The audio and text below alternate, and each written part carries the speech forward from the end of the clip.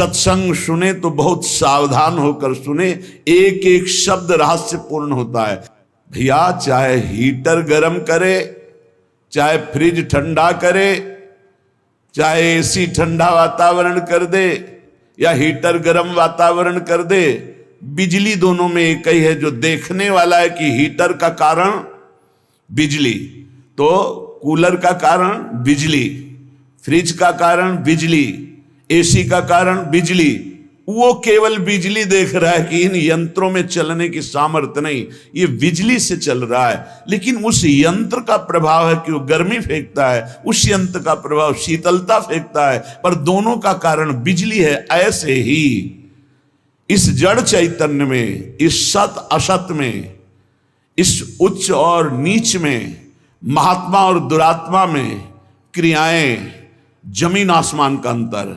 पर साधक क्रिया दर्शन नहीं करता, साधक कारण तत्व को देखता है। तो कारण श्री हरिवंश भनम, कारण परम तत्व वही है, दूसरा नहीं। तुम्हारी दृष्टि स्थूल को देख रही है, शरीर और क्रियाओं को देख रही है, और संत और साधक भगवत मार्ग के पथिक उस तत्व का दर्शन करने निकले, तभी उन्हें तत्वदर्शी महात्मा कहा जाता है। इसीलिए अनाधिकारी संतों के वचनों का गूढ़ रहस्य न जानकर वो मनमानी आरोप थोप करके उनकी निंदा करके नरकगामी होता है। तो कह रहे हैं उदासीन जग में रहो। तुमसे कोई मित्रता का व्यवहार करे तो जय जय, और शत्रुता का व्यवहार करे तो जय जय, क्योंकि उसकी मति है। लेकिन मित्र और शत्रु व्यवहार है, लेकिन परमार्थ में नहीं। परमार्थ में वही परमात्म तत्व उसके हृदय में बैठा है, वही परमात्म तत्व मित्र के हृदय में बैठा है। सबके हित की, सबका मंगल, ये परमार्थ के पथिक। ऐसे पापी से आपको बात नहीं करनी चाहिए, आपके यहां नहीं आना चाहिए। कौन पापी है? पापी कौन है? हमारी समझ में पापी उसे तुम कहते हो जो भूल गया है, अपने स्वरूप को भूल गया, भगवान का विस्मरण हो गया, वही माया के गर्त में गिर गया। तो हम लोगों का कार्य क्या है? भूले हुए को स्मृति प्रदान करना। ये जो ज्ञान है ये स्मृति प्रदान करता है। नष्टो मोहा स्मृतिर्लब्धा तत्प्रसादान मयाच्युता। तो संतों के हृदय में बैठ के कौन बोलते हैं? गोविंद ही तो बोलते हैं। तो गोविंद की वाणी क्या करती? नष्टो मोहा, मोह का नाश करके और भगवत स्मृति जागृत कर दे। पापी से घृणा मत करो, उसका पाप दूर हो जाएगा तो महात्मा हो जाएगा। कोई दुरात्मा नहीं है, भूल है, भ्रम है, अज्ञान है, अविद्या है। इसका नाश हो जाए तो महात्मा ही है, वो परमात्मा ही है। यही बात समझने के लिए तो साधना की जाती है। इसलिए ना किसी से द्वेष करो, ना किसी से राग, ना किसी से अपनापन, ना किसी से परायापन। सब में एक श्री भगवान विराजमान हैं। ये सारा संसार स्वयं श्याम सुंदर बने हुए हैं। मत्ता परतरम नान्यत किंचिदस्ति धनंजय। हे अर्जुन, मेरे सिवा कुछ नहीं है, मैं ही मैं हूं। तो कह रहे फिर काहे को किसी से वैर करते हो, काहे किसी की निंदा करते हो? वो बैठा मुस्कुरा रहा है सच्चिदानंद की मैं छुपा छुपी का खेल खेल रहा हूं, तू पहचानने चला था, कहां पहचान पाया? मैं इस चादर को ओढ़े हुए जड़ चैतन्य की मैं ही विराजमान हूं, मुझको ढूंढ लो। संत खोजी होते हैं, क्या खोजते हैं? उसी परम तत्व को जो सब में विराजमान है। उपासक अपने में कभी अहंकार न करे।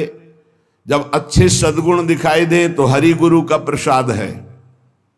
अपने से गलती हो जाए तो उसे भगवान की इच्छा ना माने, ये हमारा अज्ञान है, हमारी गलती, हमारा दोष है, और उस दोष का प्रायश्चित करे, दंड दे, क्षमा ना करे। दूसरों को भले क्षमा कर दे, अपने मन को क्षमा ना करे।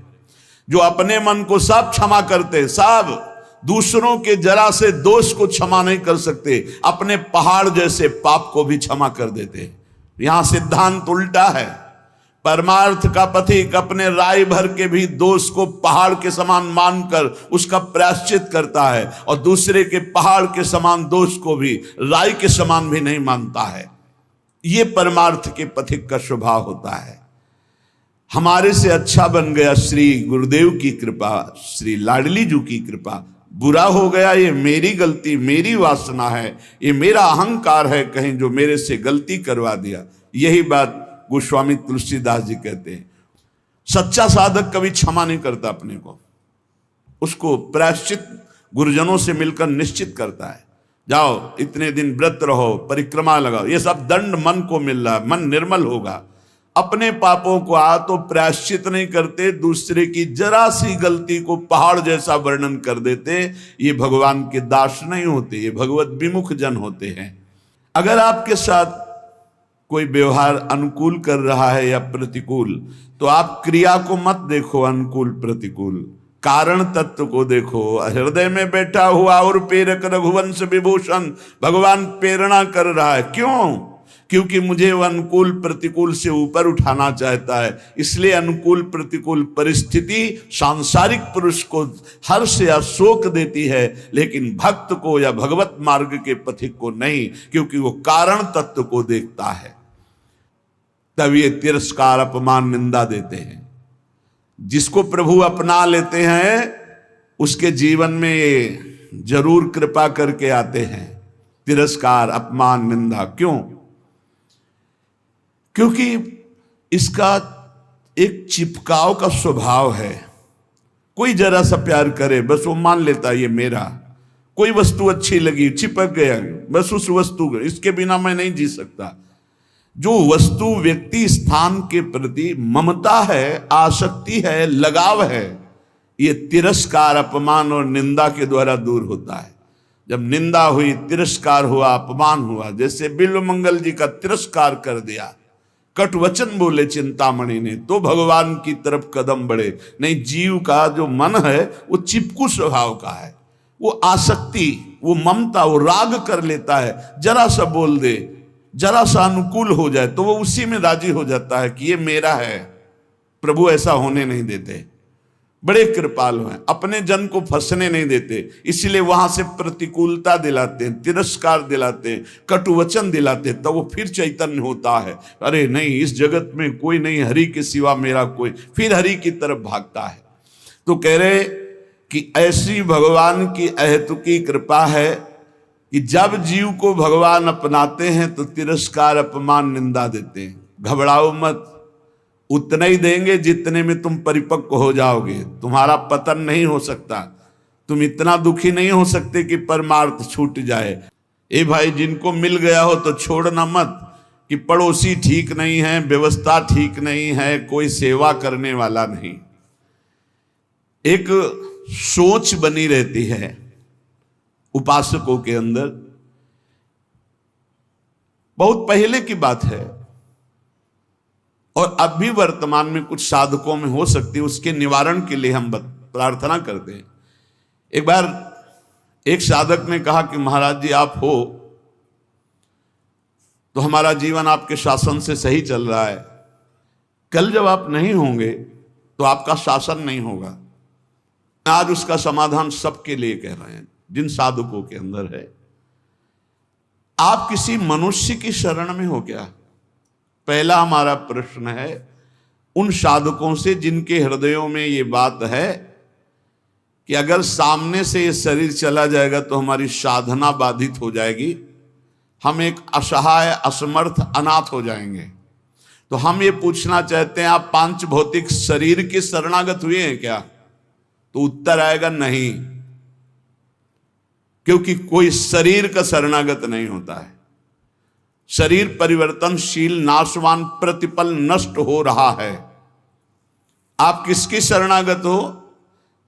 आप उस चैतन्य घन की शरणागत हो जो सर्वलोक महेश्वर है, वही गुरु है, वही परमात्मा है और वही चराचर जगत में व्याप्त है। क्या वो त्रिकाल में तुमसे कभी अलग हो सकता है? और एक हम ज्ञानेश्वरी टीका जो श्रीमद् भगवत गीता जी की और श्रीमद् भागवत की कुछ की है, उसकी बात पढ़ करके उन्होंने कहा कि जब हम किसी सदगुरुदेव का वर्ण करते हैं तो सदगुरुदेव का सूक्ष्म स्वरूप हमारे हृदय में आके बैठ जाता है, और जब तक हम जीवन मुक्त नहीं हो जाते तब तक गुरुदेव भी जीवन मुक्त नहीं होंगे। कौन से गुरुदेव? जो आपके दिमाग में बैठ गए, आपके अंदर बैठ गए।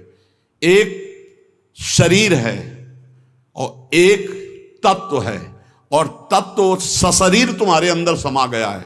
अब देखो, महाराज जी ने बात कही थी, तो महाराज जी सामने दिमाग में है और उनकी बात सामने है। ये पूरे जीवन तुम्हारी रक्षा करेगी। और भरण पोषण ना कुछ हमारा था, ना है, न रहेगा। प्रभु हमारे हैं, प्रभु का सब कुछ है, प्रभु का सब कुछ था, और वही सब कुछ करते रहेंगे। तुम निष्ठावान बनो, तुम अलग से भुवन रचना कर देंगे तुम्हारे लिए भगवान। एक छोटे मोटे स्थान की बात क्या, अलग से तुम्हारे लिए भुवन रचना कर देंगे। यदि गुरु निष्ठा वाले हो तो विश्वास कर लेना, पहले तुम्हारा विश्वास का परीक्षण होगा, और परीक्षा में पास हो गए तो भुवन के भुवन तुम्हारे कर देंगे। अनंत ब्रह्मांडों के मालिक हैं। तुम अपने जीवन की परवाह करते हो, इसका मतलब तुम शरणागति में अभी कलंक लगा रहे हो। मेरा प्रभु बचपन से कह रहा हूं, इसीलिए बोल देता हूं, यह अहंकार बना ही रहेगा। बचपन से हम जिनकी शरण में, उनके दुलार को आज तक देखते रहे। कोई एक साथी नहीं रहा कि हमें 10 कदम भी हाथ पकड़ कर चला दे। 13 वर्ष की अवस्था कोई अवस्था होती है, ज्ञान विज्ञान संपन्नता होती है, और उसी समय से गंगा का किनारा पकड़ा, और आज तक मेरे भगवान मेरे साथ ऐसे करुणा कर। तो वो भगवान क्या तुम्हारे नहीं है? क्या तुम्हारी शरणागति का वो पालन नहीं करेंगे? फिर ये प्रश्न क्यों हो जाता है मुझे किसने संभाला बचपन से अभी तक? किसने संभाला? कोई विश्व में ऐसा नहीं कह सकता कि 10 वर्ष हमने संभाला, एक दिन भी नहीं। वही परम गुरु, गुरुदेव का रूप। गुरुदेव तो बाद में मिले हैं, घर से तो उसने पहले निकाला। सूक्ष्मता से देखिए, उस जगत गुरु ने घर से निकाला वैराग्य दिला के, उस जगत गुरु ने भ्रमण कराया, फिर गुरु रूप से मिले, फिर हमको सतमार्ग में चलाया, फिर अंतर ध्यान हो गए, फिर सदगुरु रूप से आगे मिले, फिर पला, फिर सदगुरु रूप से आगे, वो आगे आगे बढ़ता चला जा रहा है। वही परमात्मा तत्व, वो क्या तुम्हारा नहीं है? तुम निर्भय निश्चिंत नहीं? अरे तुम शरणागत हो, चल के तो दिखा एक कदम विपरीत। अगर थोड़ी भी शरणागत हो गए तो एक कदम तो विपरीत नहीं चल सकता जीवन में, यदि शरणागत है। और जो शरणागत है तो माया मां की तरह दुलार करती है, मां की तरह। हमारी बात को समझ लेना, माया उनको विघ्न डालती है जो सूरवीर हो करके माया को जीतना चाहते हैं, और जो माया को मां मानते हैं, मां की तरह दुलार करती हो, भगवान को प्राप्त हो जाते। माया कभी बाधा नहीं पहुंचाती। इसीलिए हरिदासों में कहीं भी माया का प्रभाव नहीं देखा जाता। वो तब होगा जब कीन हो इस कबहू अभिमाना, शोक होवन चा कृपा निधाना। अगर अभिमान रहित होकर दैन्य भगवान की शरण में, तो माया है ही नहीं, वो मां है। देखो सियाजू के लिए क्या कह रहे हैं रघुनाथ जी मनु जी से, आदि शक्ति जय जग उपजाया सो अवतरी मोरिया माया। वही हमारी जननी है, वही हमारे सर्वस्व हैं। वो पालन पोषण करके भगवान से मिला देती, वो श्रृंगार करके भक्ति का भगवान से मिला देती। बाधा तब पहुंचती जब अहंकार होता है और माया पर विजय प्राप्त करने की बात होती, तब प्रश्न खड़ा हो जाता है। और जब भगवान के अधीन हो जाते हैं तो माया मां की तरह दुलार करती हुई भगवत प्राप्ति करा देती है। निरस्त त्रैगुण्यम, वृंदावन में रहने मात्र से निरस्त हो जाते तीनों गुणों के प्रभाव, सतोगुण रजोगुण तमोगुण। इनसे ऊपर त्रिगुणातीत प्रिया प्रीतम के प्रेम की प्राप्ति होती है। हरि रसद पुण्यम, ऐसा यहां वास मात्र से सुकृत होता है। वास मात्र भजन है। हमारी बात को बांध लो, कुछ भजन ना हो तो भी पड़े रहोगे तो तुम्हारा सच्चा भजन भगवत प्राप्ति करा देगा। यह सच्चा भजन होगा। चद्दर में 4 कोने हैं, एक कोना पकड़ के घसीट लो, पूरा चद्दर आ जाएगा। उपासना रूपी चद्दर के 4 कोने हैं, नाम रूप लीला धाम। हम नाम निरंतर नहीं जप पा रहे, रूप का ध्यान नहीं बन रहा है, लीला का चिंतन नहीं बन रहा है, लेकिन धाम का अखंड वास कर रहे हैं, तो एक कोना पकड़ लिया जोर से, पूरी उपासना आ जाएगी। नाम रूप लीला धाम एक पकड़ लो। कोई आप दूर रहते हैं, धाम वास नहीं करते, निरंतर नाम का चिंतन और धाम का आश्रय, पूरी उपासना जागृत हो जाएगी। आप प्रभु की सेवा में लगे, प्रभु का नाम जप कर रहे हैं, अपने कर्तव्य का पालन कर रहे हैं, अंततो गत्वा आपको भगवान की प्राप्ति निश्चित होगी। कोई एक पकड़ लो। श्रीपाद कह रहे हैं, अतुलनीय महामाधुर्य सुखसार प्रदान करने वाला, तीनों गुणों को निरस्त करके हरिरस प्रदान करने वाला, वो महाभाग्यशाली है, त्रिभुवन में वंदनीय है, जो श्रीधाम वृंदावन का अखंड वास स्वीकार कर लिया। ये बड़ी दुर्लभ बात है। अखंड वृंदावन वास करते हुए बस वृंदावन बसिकै इतनो बड़ो सयान, और जुगल चरण के भजन में निमिष न दीजिए जान। जब प्रियालाल ने इतनी कृपा कर दी तो हमसे चूक कैसे हो जाएगी। हम हर समय श्यामा श्याम का सुमिरन करें। सांद्रानंदाब्धि मध्ये लसति रसमयम चिन्मणि द्वीप मेकम। देखो, तुम तो महिमा सुन रहे हो, अनजाने में यदि हम भगवान के स्वरूप, भगवान की नाम, भगवान की महिमा को स्वीकार कर ले तो हम अनजाने, लेकिन भगवान तो सर्वज्ञ हैं। भगवान विधि निषेध को नहीं देखते, भगवान भाव को देखते। बस इसमें एक भाव, एकमात्र भगवान की शरणागति की पुष्टता होनी चाहिए। एकमात्र, अंदर की बात आप समझ लो, कोई तुम्हें साथ देने वाला नहीं है।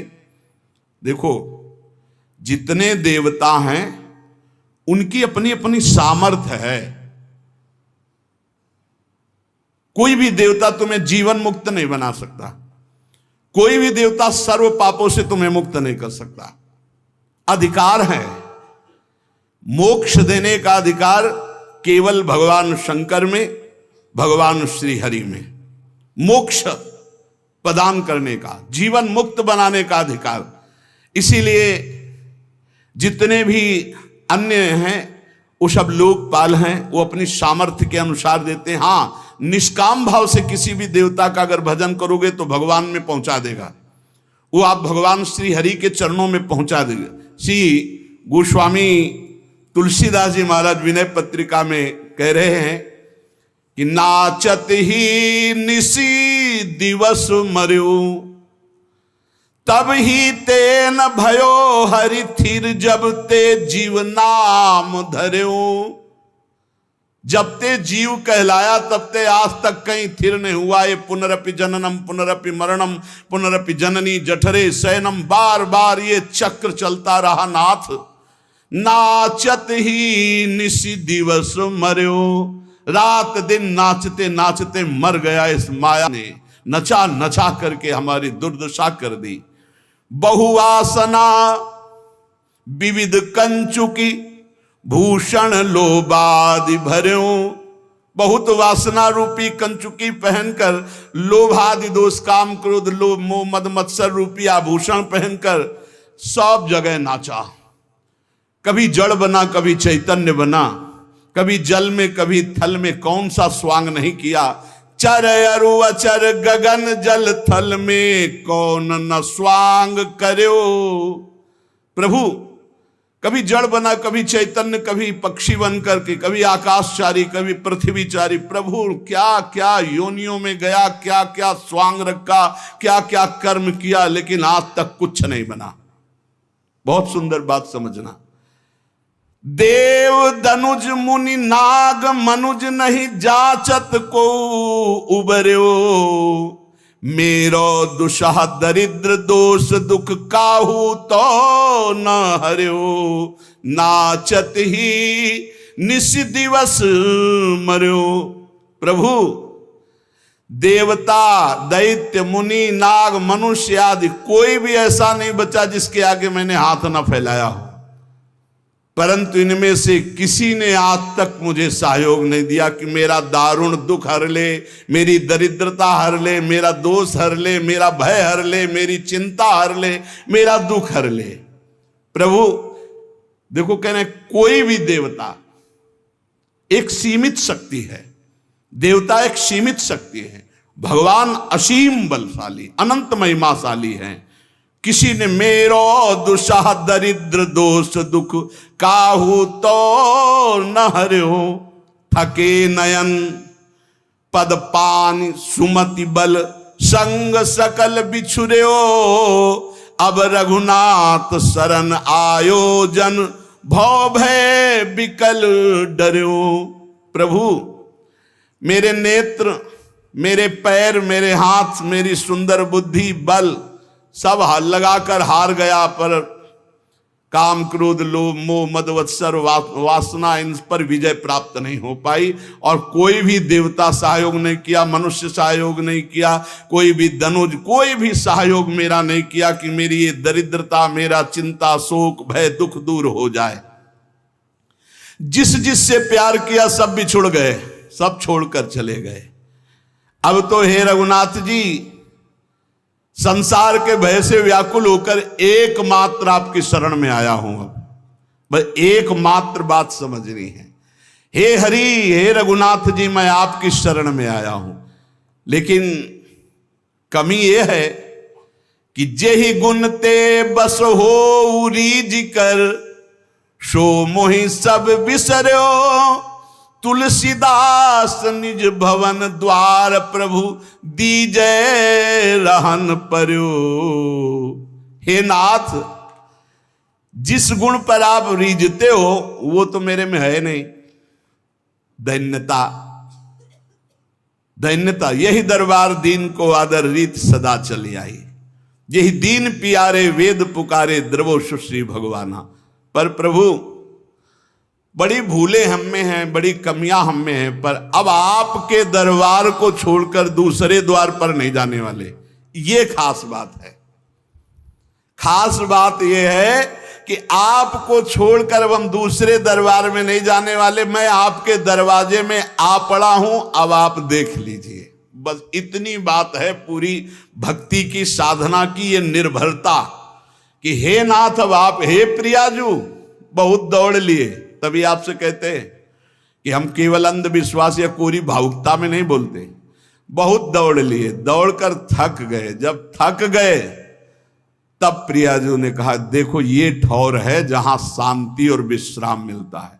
उस ठौर पर जब पहुंचे तो उस ठौर का नाम है राधा राधा राधा राधा, परम विश्राम। अब एक ही बात हमारी अगर पकड़ पाओ, कुछ बने ना बने, तुम्हारे अंदर एक अहंकार आ जाए, हमारे माई श्यामा जी को राज, बस ये बात तुम बैठा लेना, अभी बाद में देख लेना।